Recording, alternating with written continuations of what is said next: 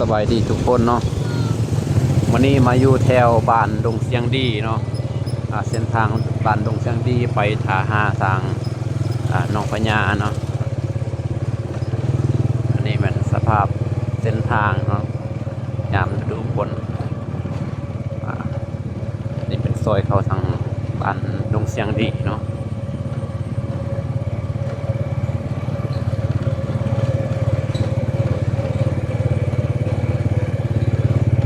นี่ได้ไปส่งเครื่องทางนี้ก็เลยอัปเดตให้ทุกคนรับชมนำกันเนาะ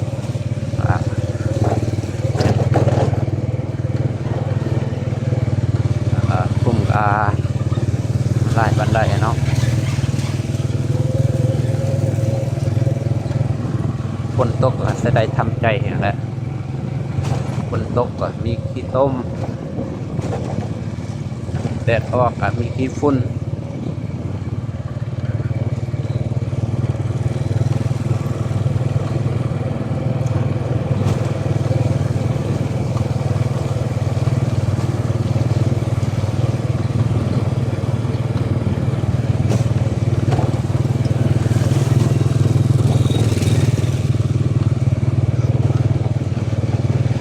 จริงมันมีพุ่มลายกว่านี้เนาะพุ่มน้อยโอ้แมงแวงเนาะแต่ว่าเอาอัดคลิปแบบนี้ไปเบื้องต้นทางเอาดีเลยแต่ที่จริงมันมีคุ้มพุดสุดเลย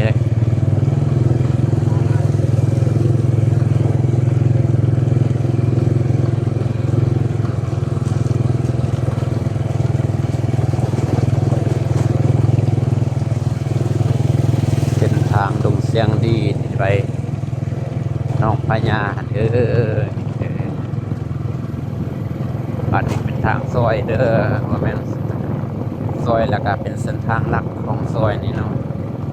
อนาคตก็จะเป็นทางใหญ่อะไรทางนั้น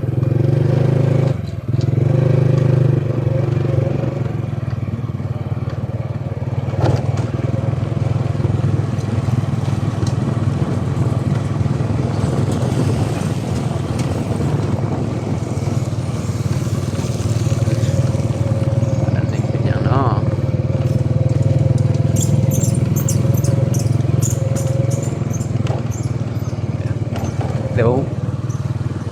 ทางแม่นทึกทางแหละบ่กลับนะว่ากลับไปครั้งแรกเนาะ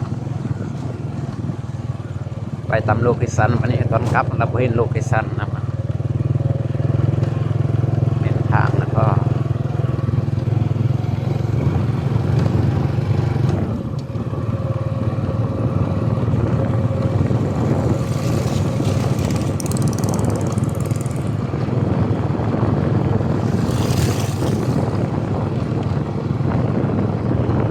อัปเดตในอนาคตจะได้ทางดีทางงามนะเนาะจะรู้ว่ามีใดเนาะมันสิเพราะว่าคนเขาไปอยู่ใน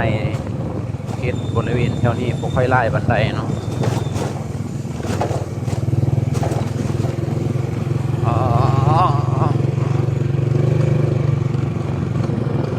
ถามผมเยอะจริง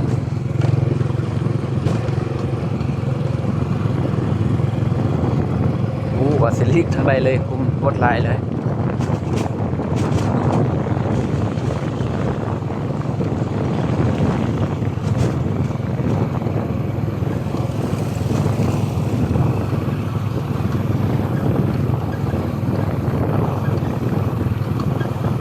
นี่ก็6 โมงเนาะ6 โมงปลายเนาะภาพบรรยากาศสีก็โอเคปันใดเนาะ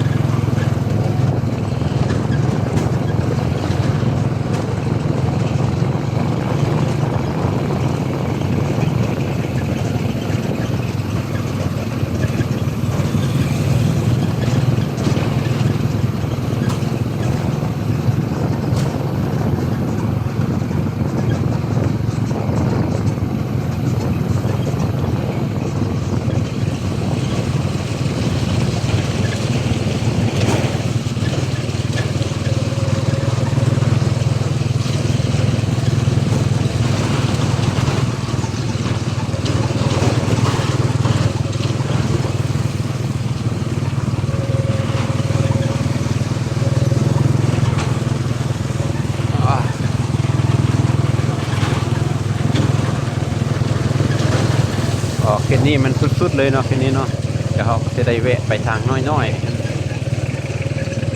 เพราะทางนี้ไปบ่ได้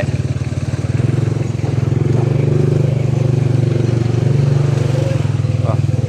อ๋อสุดยอดเลยพี่น้องสุดยอดเลยพี่น้อง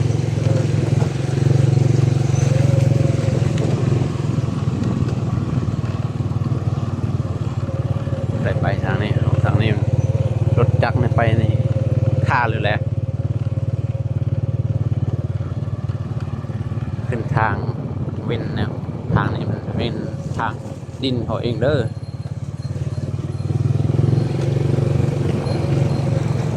สุดยอดดี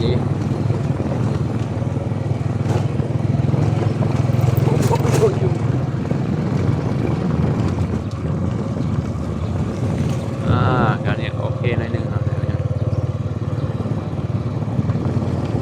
เอาสีพ่อสำเนียงก่อนเนาะเพราะว่าระยะทางมันจากด้านในไปออกใส่เส้นทางลักเส้นทางปูคอนกรีต12 กิโลเนาะมันไกลนะมาสีพ่อสำเนียงก่อนเนาะเจอกันคลิปใหม่เนาะขอบใจทุกคนเนาะเฝ้ามาเบิ่ง